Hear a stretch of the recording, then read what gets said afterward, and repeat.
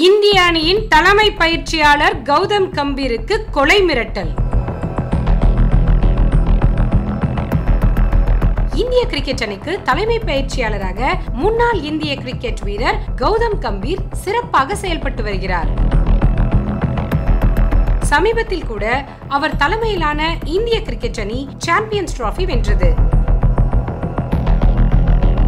தற்போது காஷ்மீர் பஹல்காமில் தீவிரவாதிகள் தாக்குதல் பெரும் சோகத்தை ஏற்படுத்தி வரும் நிலையில் அதே நாளில் கௌதம் கம்பீருக்கு ISIS காஷ்மீர் தீவிரவாதிகளிடமிருந்து அவருக்கு கொலை மிரட்டல் வந்துள்ளதாக, அதாவது ஐ வில் கில் யூ என்று மின்னஞ்சல் வந்துள்ளதாக டெல்லி போலீசிடம் புகார் கொடுத்து பாதுகாப்பு கேட்டுள்ளார்.